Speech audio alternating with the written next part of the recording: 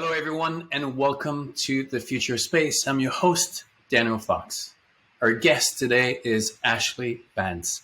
Ashlee is the host and writer of the tech travel show Hello World for Bloomberg. Is the author of the New York Times and International bestseller Elon Musk, Tesla, SpaceX, and the Quest for a Fantastic Future. His new book, When the Heavens Went on Sale, The Misfits and Geniuses Racing to Put Space Within Reach, recently just came out. Ashlee, welcome to the Future Space. Thank you so much for having me.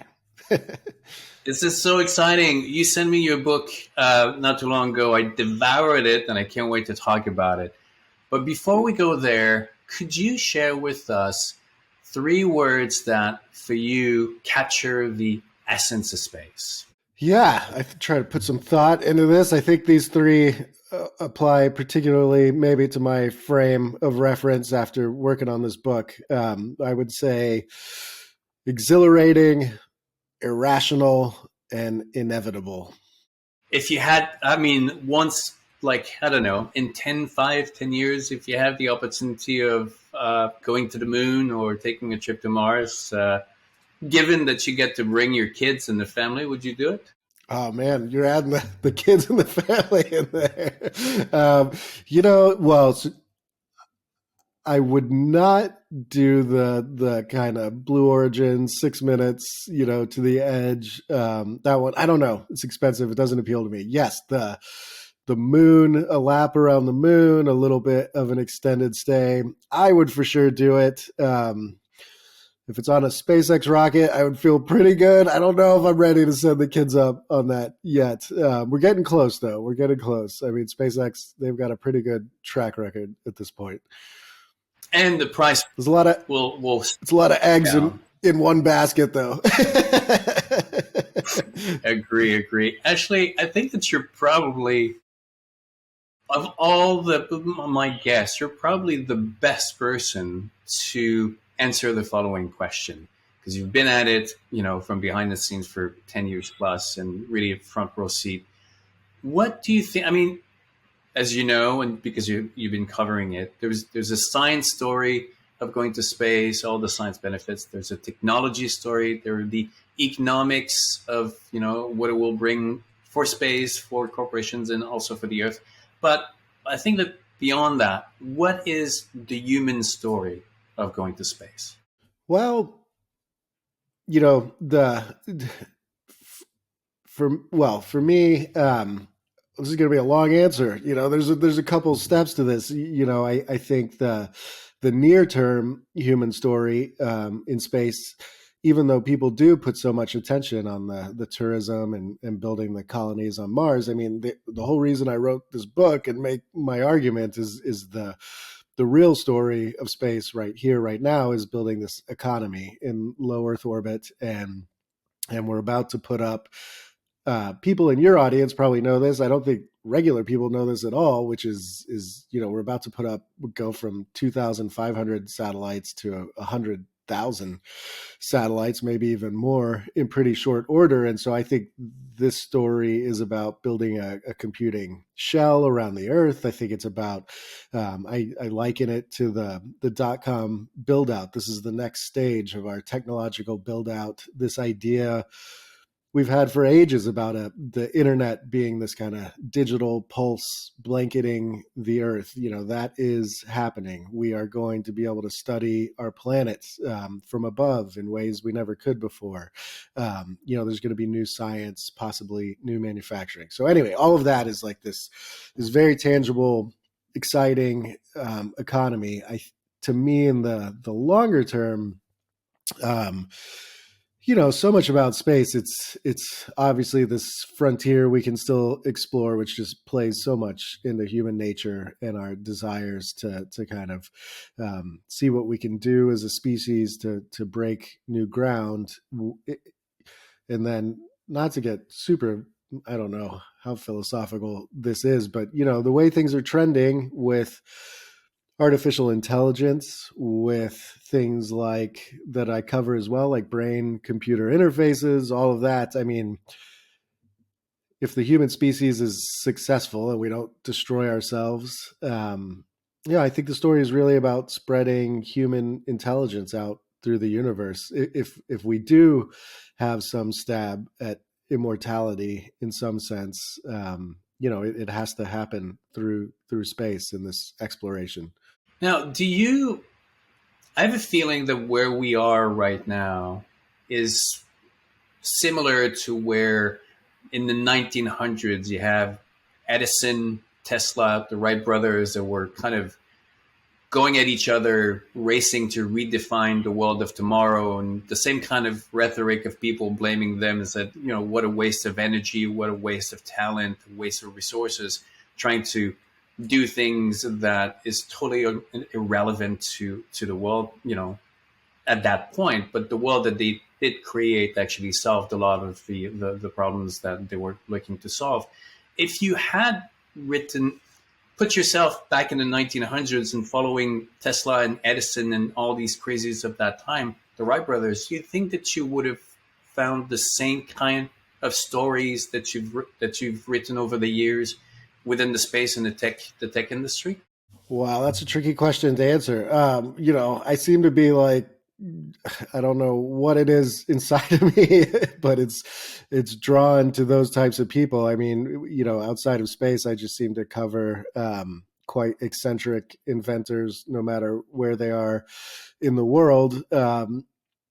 If I had been in the same job, I mean, what an exciting time it would have been to.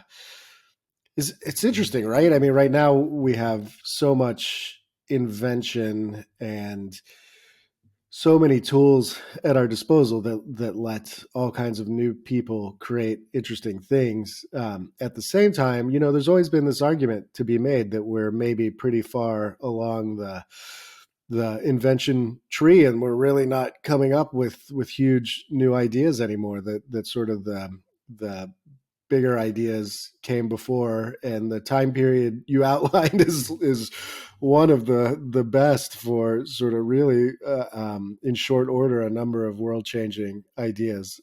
So I don't know. I think I probably would have been drawn to that. I think writ large, you'd have to be lucky to be in the right place at the right time to have those people in your backyard, because these days I can just hop on a plane and go find some interesting eccentric inventor just about anywhere, and I don't think that was always the case.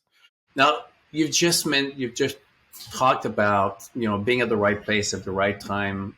You've been covering Musk and Planet and Astra and all the different players. In 2021, I wrote about how like timing was such an important factor. Like had Elon Musk, been born 10 years earlier, not stayed in South Africa, not make it to Stanford, all this would have been different. From your perspective, how much is that timing and that piece of luck so important in the results and the achievements of all these people now that are redefining, the space industry? Yeah, it's an interesting point. I mean, for Elon and where he was coming in, because we're talking like 20 years ago when he's starting SpaceX. I mean,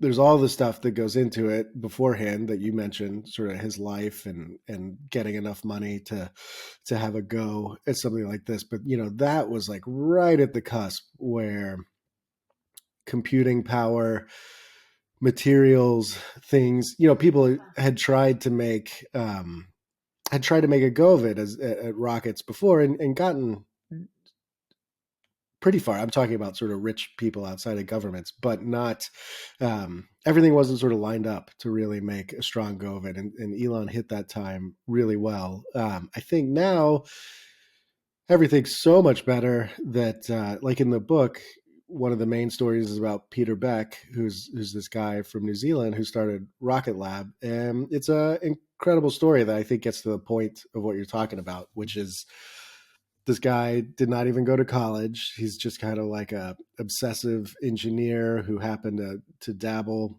in rockets as a hobby and and propellants in his shed. He's in a country that has like no aerospace experience really to speak of at all. So there's no talent to lean on. There's no industry set up really to support him, and he was able to make a rocket. You know, what Peter did is really like people had tried to do it for about 100 years, and this guy pulls it off. He essentially, almost as like a hobbyist, with a bit of help, makes a rocket that reaches orbit. And you know, so I think that's symbolic of where we're at, which is okay. Peter's maybe like a 1 in 7 billion engineer, but I think if you're smart enough and driven enough and have a bit of access to capital, you can make a rocket or a satellite company now, and that would have been impossible. You know, even just like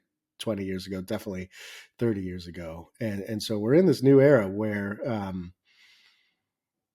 we're going to see. You know, we still don't know if the economics on this all shake out and what the businesses might look like, but people are going to have a chance to make their mark. The in your book, I mean, you brought Peter Beck, which also came on the future of space. The book really kind of have this look at two different cultures. You know, Peter Beck comes from a place where you don't try to break things. You take your time, and at one point he faces the reality that for the next step, he does have to kind of go beyond bigger and play the investment game. And then you have Astra, and you have the others. You know, it's more the Silicon Valley, the software, and the entire framing, of their strategies about that. And it's breaking things, and Astra, trying to figure it out. And I don't know if it was intentional, but the chapter on Astra is much longer than Peter Beck and Planet, almost illustrating the reality, the underneath reality that when you break things, it does take longer. I don't know if it was intentional, but do you think that it's easier for someone to start from the place of Beck and moving forward than the reverse, like going from a place of breaking things and trying to figure it out, trying to, to realign your goals along the way? It's a really good question. It's another one where I might be long-winded just because there's a lot going on there.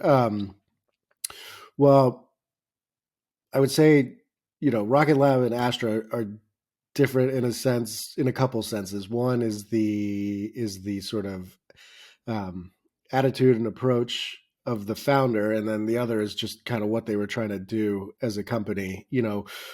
Peter is wired to engineer kind of perfect things, and Electron, their rocket, is by most accounts just sort of this perfectly, you cannot really probably build a rocket that size any better than Rocket Lab has done. It's flown almost perfectly all the time. Peter's, when you go to his factory, you could eat off the floor. He's just very precise and exacting, and that's how he's wired. Chris Kemp with Astra, they were trying to do something different. I mean, they think Rocket Lab's perfectly engineered rocket is kind of too expensive, and they want to make cheaper, you could say sort of like dirtier rockets that you could knock out once a day and that just cost maybe one day like $1 million each. And so it's sort of this different goal. And Chris Kemp comes from Silicon Valley and from the software world. And so he was already at this extreme end of like the rocket design. And then he's like at the extreme end of, let's see what happens when the Silicon Valley ethos is applied to aerospace, where traditionally we test everything and take years to make decisions and all of that. So, you know, so far, Rocket Lab's approach certainly looks like the better approach. If Astra is able to, it's going to be a pretty dicey year. They're tight on money. They have to get this next rocket to space, or it's really going to be hard for them. But if they're able to one day reach their goal, it's just a whole new thesis to look at. And the reason Astra's longer, was sort of, I spent so much time with Astra. It was this rare opportunity where I got to be with the company from the very first day they started their operations, and I went there probably 100 something times over the course of many years. I lived with the team in Alaska for weeks at a time trying to launch a rocket, and I wanted each section of the book to be a slightly different story. I mean, Peter's is meant to be kind of the platonic ideal of the engineer's hero's journey, and Astra's really the messier version of the engineering struggle of what this looks like on a day-to-day basis, just because I had the chance to be a fly on the wall for all of that. It's interesting because reading the book, you find yourself. I found myself rooting more for Peter because you just mentioned the hero's journey, the guy who starts from nothing, and then just through his sheer passion and the work that he puts into it, and the desire to do something great. You're like, come on, and do it. And if it does, when the launch doesn't go right, you go, oh damn it. And then you read Chris Cap, and you feel like it's what's wrong with the idea of. And there's a line in the book that really kind of struck me, where Chris says that for him, success, his money, is having money in the bank account. And you can understand the entire ethos of, if this is more important, then obviously you're bound to fail if you're aiming more at raising money rather than finding solution. And there was another passage in the that connects to that also, in where you mentioned that Virgin Galactic in orbit had some of the best conditions of working. And the thought that was behind my mind is that, Astra, who focuses on a lot of money, Virgin Galactic and Orbit were like focusing on creating such the best culture to work with. Were they guilty of focusing on the wrong thing, which kind of make them victim of, of not having the right priorities? It's a fascinating question. I mean, so part of this, I think, is the companies arrived at different stages in the evolution of commercial space. Like Elon starts SpaceX with this very lofty goal of setting up a colony on Mars, and then sort of builds a business around that idea. Peter comes along as like the ultimate underdog, and he's just sort of driven to make a rocket. It's just like in his blood, and he finds a way to do it. So everything you said makes a ton of sense. Chris and Astra, it's probably up to the reader if they sort of like feel it's good or bad or indifferent, but it's a different stage, right? I mean, part of the point of the book is like, this is a business now, and like, you don't have to just be trying to go to Mars for the human species. I mean, it's like, we're building sort of the FedEx of space. We just want to carry a lot of stuff into orbit, and it's a business. And part of what I wanted to get across in the book is like, almost every movie or story you've read about space it is our best and brightest, our most courageous pilots become astronauts, and the smartest people are working at NASA solving this crisis that's happening on the capsule, Apollo 13. And that's like every story about space. And like, commercial space is not like that anymore. I mean, this is just, it's the normal world. You've got welders from Texas, people coming from like car racing teams. You got people from the Navy. I mean, it's all walks of life working on these things, and so it comes with all these new trappings, And so, so I think you're right. I mean, Peter was maybe that last sort of.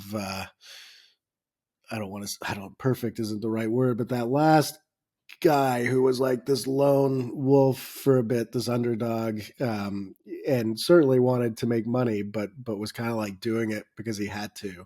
And part of this, the whole reason the book is called When the Heavens Went on Sale, is like, now it's still aspirational, of course, and inspiring, but it's a business. Were you out of the two books? So Elon came out first. Now Heaven's on Sale. But obviously, what we discover from the latest your last book is that you could have written that book. I mean, before Elon, if you wanted to. Was there any moment in that process where you decided Elon is going to go first because I think he's in this arch of the story, like it's more complete, and the other one is not ready yet, and I'm going to put that to a little bit later?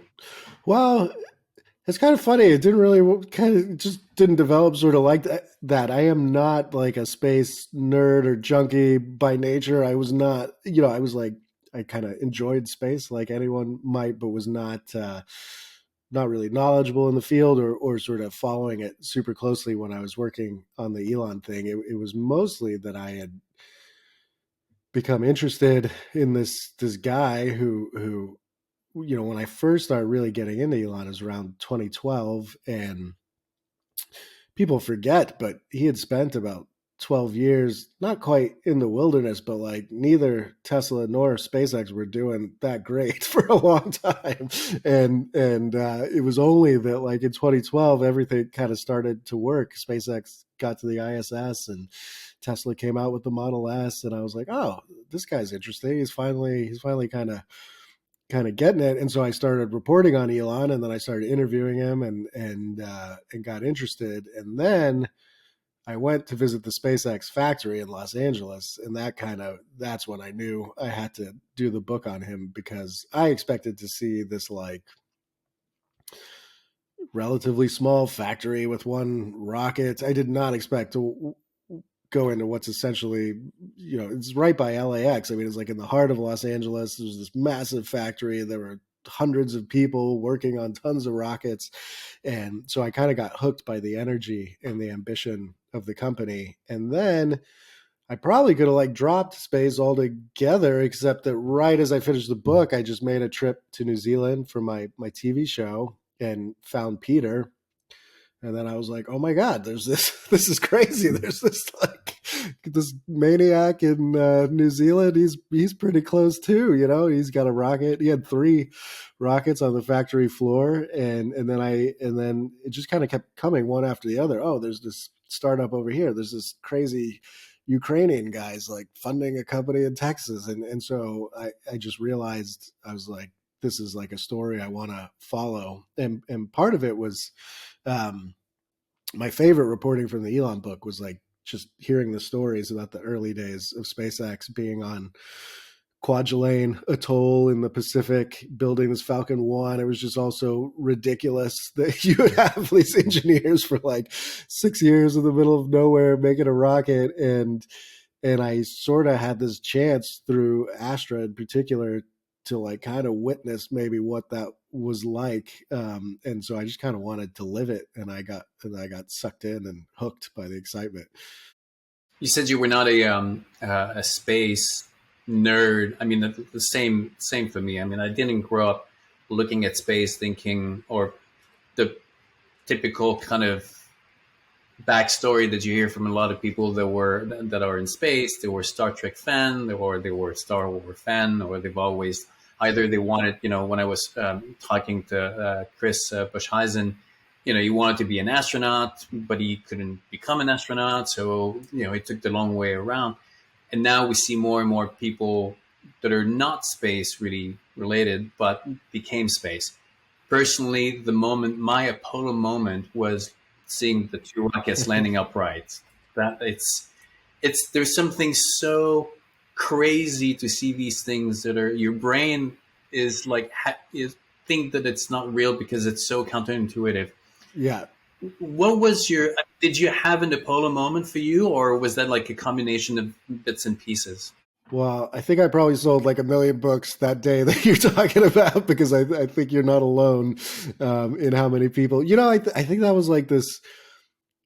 I think that was like the first time rockets like felt sort of futuristic and sci-fi again. We'd gone through like 60 years of them pretty much looking the same and doing the same thing, and yeah, it was like exciting when we sent an astronaut up, but a lot of that sizzle had like since Apollo, things just didn't change that much. It's kind of the problem, right? The commercial space is starting to solve. I think for me, it just went back to that SpaceX factory visit. It's hard to, it's weird because, you know, like as time passes, it feels so accepted of like where SpaceX is and what they've done. And we see the rockets going off all the time. But like in 2012, it was just, I had no idea that like in the middle of Los Angeles, where we're told like you can't manufacture anything in the United States, you definitely can't do it in California. I did not expect there to be this like massive operation going on, and it's the same thing I think that you're talking about. It was that energy, that enthusiasm, that something was new and different, and it's pretty funny too. Like what, you know, I don't know how many launch sites you've been to, but just from doing this book and other reporting, I go all over the place, you know, India, French Guiana, California, wherever. And they're not like the most modern looking facilities. You know, you go and you're sort of like expecting it to be sort of the highest, like cleanest kind of fanciest rooms that humans use, but they're not. And it's, you know, it's only if you go to like Rocket Lab's Mission Control and it's like this very Darth Vader sort of aesthetic, or you look at like SpaceX's astronaut suits, that like now we're kind of like getting somewhere where this is like exciting again. Yeah, the for 15 years that did, you know, my background was solo wilderness expeditions. Everything has to do about trying to reframe the story of a relationship with nature. Space was just, you know, it's part of that bigger world that we're in, but never did I think that, you know, that we would go. Seeing these two rockets landing upright, the light that went on in my head was understanding in that moment that the next step was going to be the same thing that we've been doing for thousands and thousands of years. The human species, that's what we do. We see an horizon and then we figure out how to go over there. And in between being there and where we are, it's just a question of figuring out the technologies.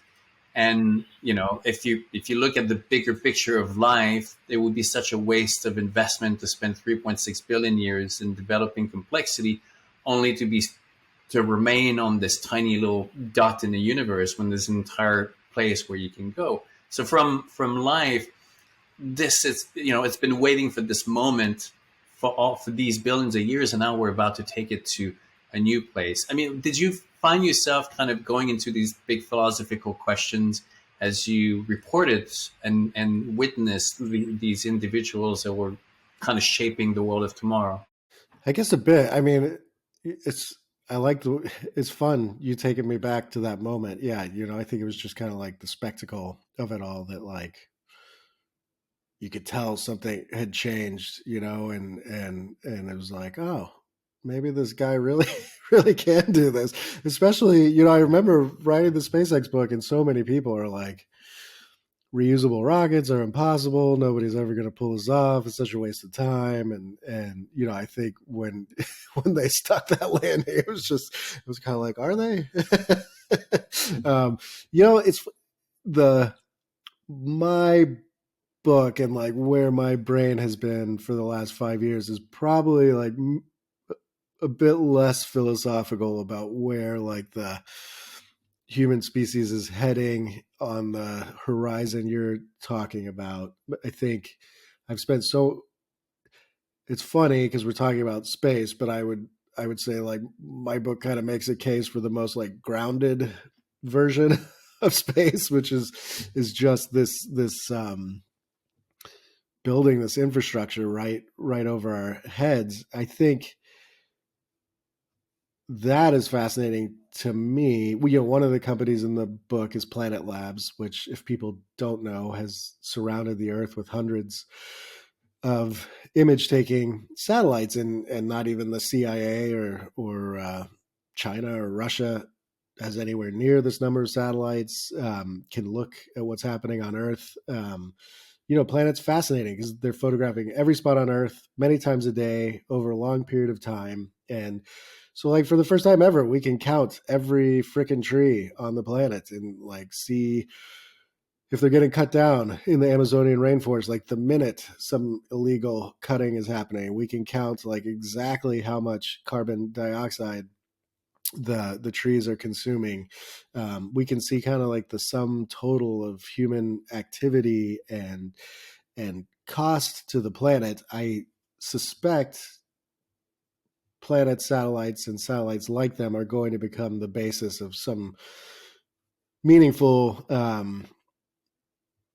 changes to how we deal with climate change and put metrics around what companies and people do and the overall health of the planet. So I think this is like this fascinating philosophical moment where we're about to like understand our home from space in a way that we never could. I also don't think like people should not, Starlink, OneWeb, all of these satellite internet systems.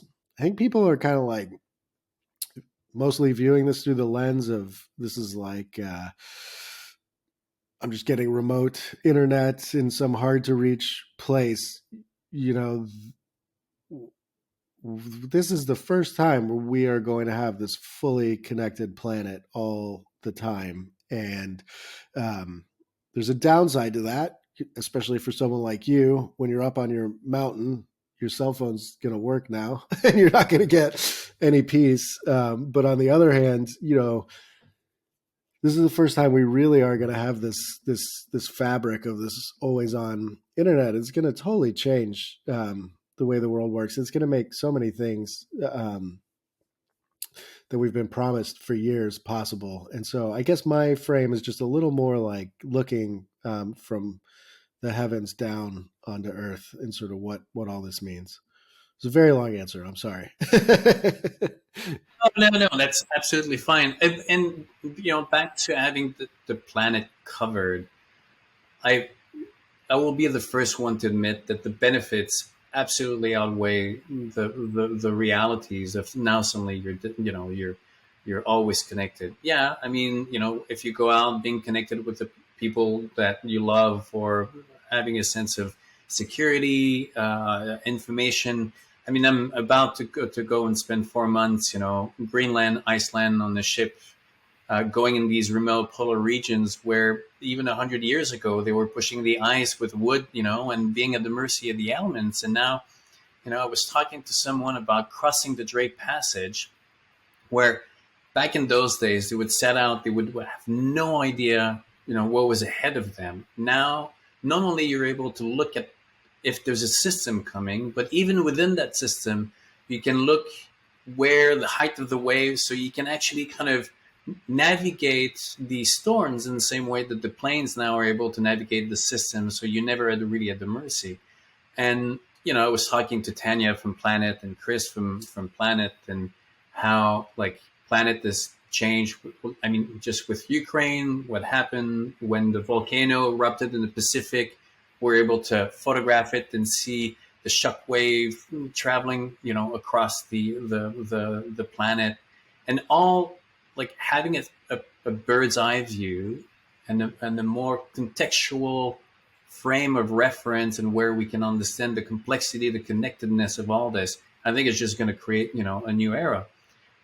And so you start the book with Planet. This is your first, but even before that, setting the kind of the main character that allows all this to happen is this almost crazy general, Pete Warden.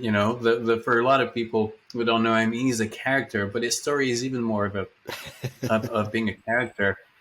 Do you think that from even Elon and all the others, do you think that they would exist without Pete existing? Possibly. Oh, so like for people who don't know, Pete Warden is one of my favorite characters in the book. I think it's going to be quite a shock to people to know of his existence and his role in all of this. He's an astrophysicist by educational background, and then he ended up as a brigadier general in the Air Force and did a lot of black ops missions. He was one of the main people behind Star Wars, the kind of missile defense shield during the Reagan era. Just this very controversial,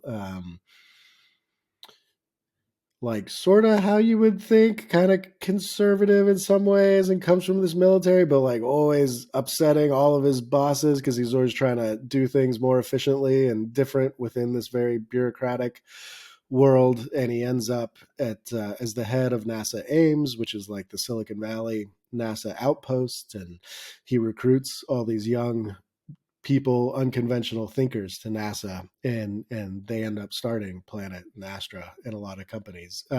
But to your point, Pete, going back to like the 1970s and 80s, was writing papers about, hey, instead of building one giant satellite that costs $1 billion and takes 10 years, I think we should make a bunch of small ones and see what they can do. And like, hey, we don't have to make every rocket huge and perfect. We could be nice to have some small ones that could just like go to space on a moment's notice. And so it was really putting these ideas out there very early.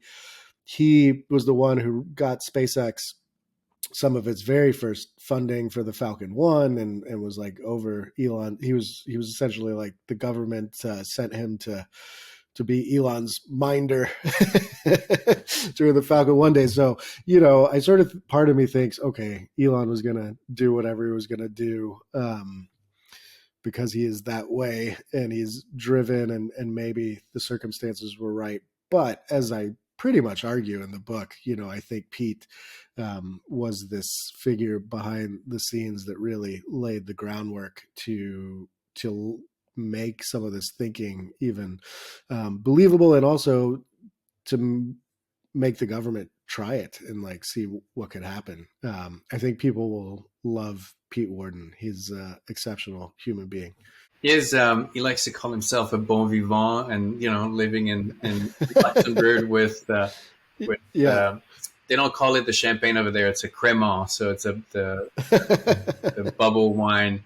I love him. He's such a character, and considering where Chris Bushhazen, when I've interviewed him, his 3 words of wisdom was where it takes time, and I think that Pete embodies that arc of how much he's been able to accomplish and how much work it took to, from where he started to having the impact of mentoring these young individuals. And you can see now how like his the role that he has played, it continues, and now even with the institute that he's doing, and promoting and continuing the connecting the dots. Fascinating. We will have the link in the comments for the book, and I invite everybody. It's an absolute amazing, wonderful read that really kind of gives you. There you go. It's like attached to me now. Yeah, I just absolutely. Now, Ashley, can you? So the book is coming out. I mean, at this recording, the time we're doing the recording, is just about to come out. By the time the podcast will be available, the book will be available. But beyond that, you're working also for a couple of TV shows, and you have another season of Hello World for Bloomberg. Can you tell us a little bit more about what's ahead for you besides the promotion for the book? Yeah, I will try to switch gears from shilling myself on the book to shilling myself elsewhere. So for people who don't know, I make a technology travel show. I'm not claiming to be Anthony Bourdain, but people call it sort of like Bourdain style for tech. Instead of food, we do tech. Every country is a different episode, and so we've got 10 new episodes I've been filming the last few months all over the world. They start airing on July 3rd, one every week. We went to Kyrgyzstan, Nigeria. We did a crazy car race in the California desert. I think the show's gotten to a really good place. It's one of my favorite things to do. And then I've been working on, I sort of got into like documentaries, and unfortunately they're not like ready just yet, but starting next year on HBO and elsewhere, I should have a few documentaries coming out, some on space, and then some sort of more far afield on just other tech that I'm interested in, like longevity technology, and there's one I would love to tell people about, but I can't just yet. But that one will go back to some ground I've trod before, and so yeah, just kind of this mix of writing and TV and film. So you're at the front of, you're like really, you have your nose into all these individuals that are trying to solve and make the world a better place.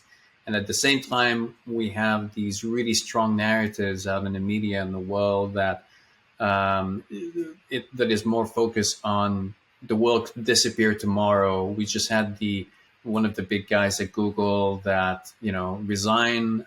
Jeff Yeah, Hinton. from Yeah. AI. Yeah, I've interviewed Jeff. But at the same time, there's Ron Lapierre in the New Yorker that just came out saying, "Listen, like I think we're blowing things out of proportion. AI is still a tool. We have to stop, you know, putting it into an artificial intelligence doesn't give it credit. It's a technology, and where at the end of the day, the success of the human species has been our capacity to manage these technologies." But if we're going to think that AI is this entity that's going to decide by its own, then it's not going to help us moving forward.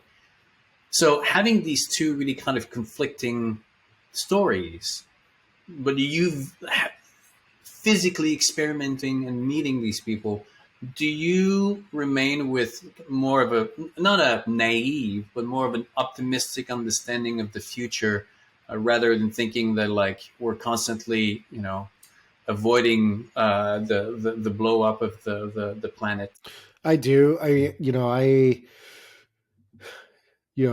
Outside of AI, I think we had this sort of pendulum swing where the press was very favorable to technology for a long time, and then sort of, kind of the rise of Facebook and some of the election stuff was this moment where like, oh no, we've been too nice to technology. Let's swing the pendulum back the other way. And now I think it's gone way too far where like anybody doing anything in tech is sort of like assumed to be evil and with poor motives. And look, I mean, it's the biggest industry in the world. It's the most sort of influential, and obviously not everybody is going to be good who goes at it, and there's real questions. But in particular, doing Hello World, where I travel around and just meet so many clever, especially young people.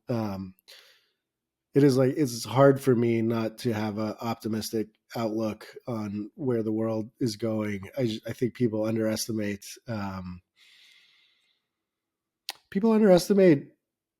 Yes, something like AI is scary, and we're gonna have to deal with it, and it seems to be advancing very quickly. But like we have so many tools at our disposal. The tech industry was really like siloed in Silicon Valley for so long. Part of the reason someone like Peter Beck can exist is because 10 people with a workstation and some computer aided design software can do like what used to take thousands of people in a NASA supercomputer. And this is happening the world over. You've got young, enthusiastic, optimistic people solving problems, trying to solve problems everywhere. And so, anyway, I'm sort of optimistic by nature, and you would think maybe my job would maybe push me the other way, but it just makes me more optimistic by what I see.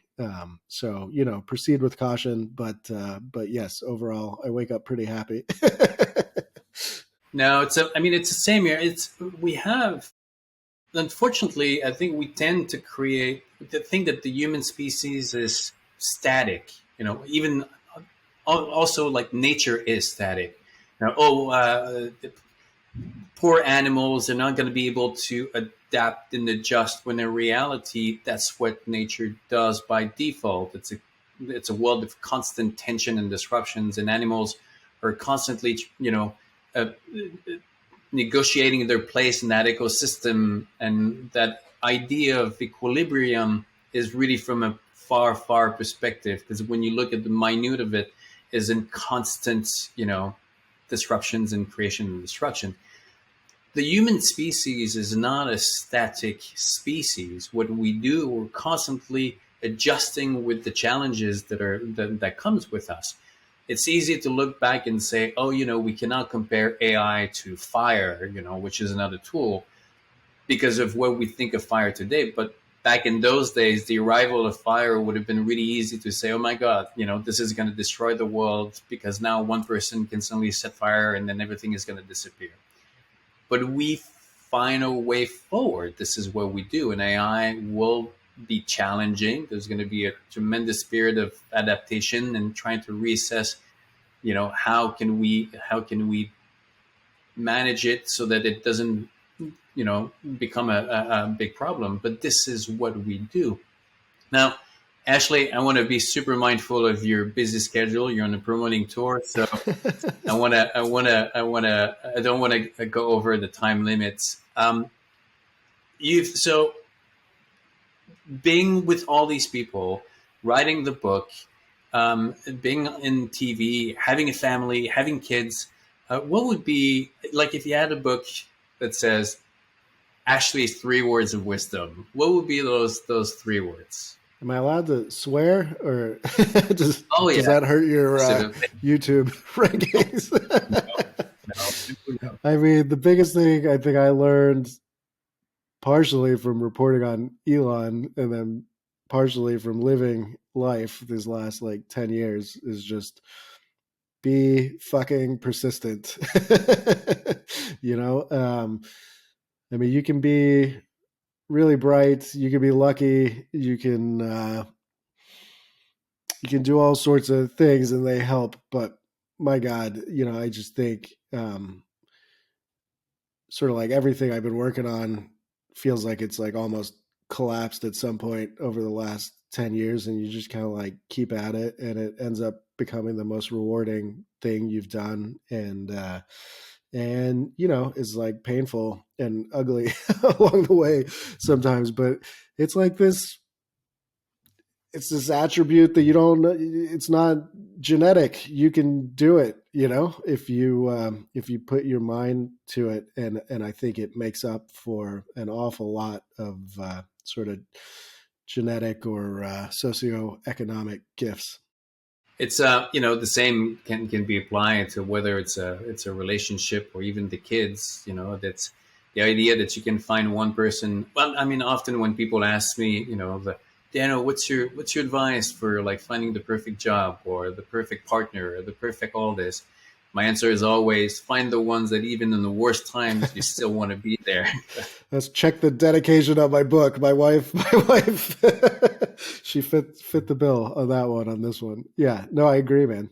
Because life is challenging by nature. Growth and transformation is challenging. So if we're looking for these places that are not going to be challenging, then the growth is not going to happen. The transformation, the innovation is not going to happen. And the thing that often it's hard, life is messy by design. We try to make it as a 100% perfection sanitized, but by design, life is messy. Your path to a mistake is exactly the same pattern in innovation. It's just a hindsight that gives you, well, that worked and that didn't work. Yeah. Yeah. I know Elon's this incredibly polarizing figure, and for good reason. He kind of heaps most of it on himself, but discount things he spouts off and stuff like that. I mean, and this impression of him as whatever some people have as a genius and all this stuff. Okay. But his biggest attribute really is hanging around, and sort of just,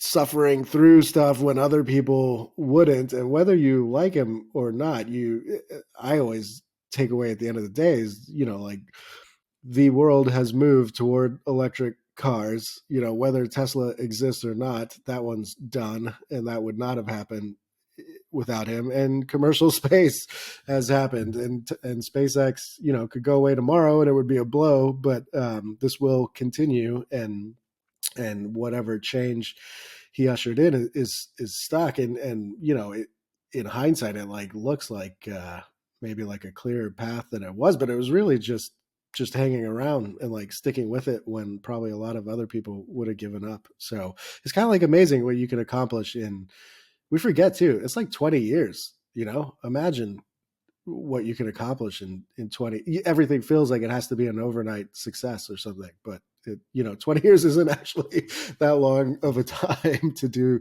It's incredible what you can do if you put your mind to it. Just one more question, Ashley.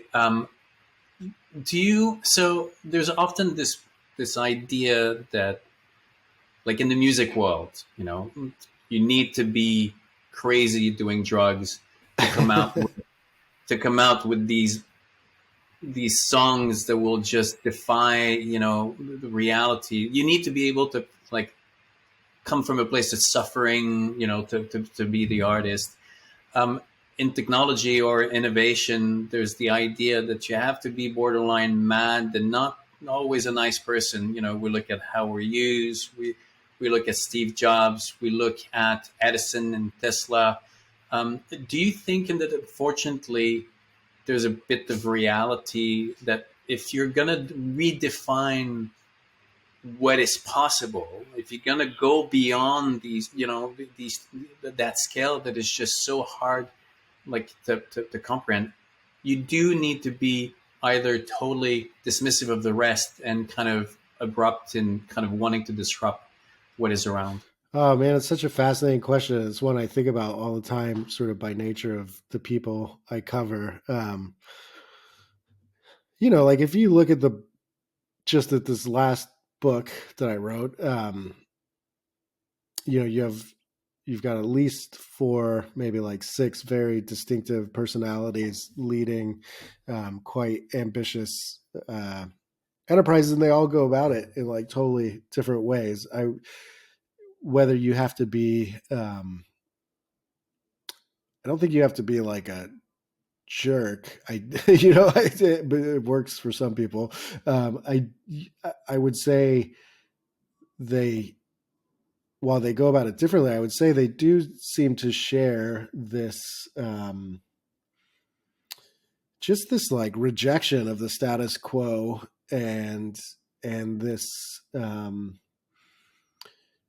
like this belief in what they're doing, which is like outside of the norm and is going to be hard, but I do think you do have to have that almost religious conviction. It's like there has to be, it seems like some place of irrationality where you just believe in yourself no matter what. I think to get over like some of the other stuff we talked about before, because like nobody else is really going to believe in you at some point. They don't all start believing till it works. And so you need something between here and there. I think, like someone like Elon is,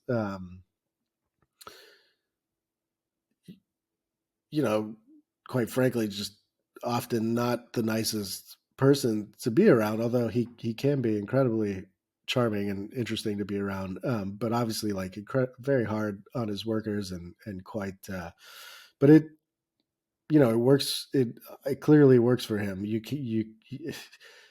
It's hard to think of another person who's able to marshal tens of thousands of people in such a productive way. Do I think like everyone should be like that? It'd probably be like a pretty miserable world if every boss was like that. But I just think it does take a bit of that that sort of reality distortion field. I think if the world was full of entrepreneurs, I'm not too sure it would be a fun world to be in. You need to have a certain balance. I just hope that, you look at Howard Hughes, who, his genius also turned him into a crazy person at one point. You look at Steve Jobs, his obsessiveness into certain things also turned him into its weakness, and the way that he ate at the end. Like it was not necessarily the healthiest person. Yeah. And that was all part of the package. And when Elon bought Twitter, I'm like, I just hope that that's not going to become his Waterloo moment of suddenly going beyond where you're supposed. What makes you great also becomes your weakness. I just hope. It will be Um, interesting to see these things. Sort of just as you were pointing out. I mean, Howard Hughes didn't totally start out that way, and Steve Jobs didn't either, and Elon didn't. Um, as you age and your life goes through different cycles, these things appear to have like a tendency to veer towards the extreme as you get older. well, Ashley, don't go crazy on us. Keep reporting the good stories, and I can't wait to see the next series for Hello World and your next book and the TV shows and everything. And I look forward for a path to cross and sit down and continue that conversation. Thanks, Daniel. Thanks for reading the book and the time. I really appreciate it, mate. No, thank you for sending it. It was a pleasure reading it. Have a good day. All right, mate. You too.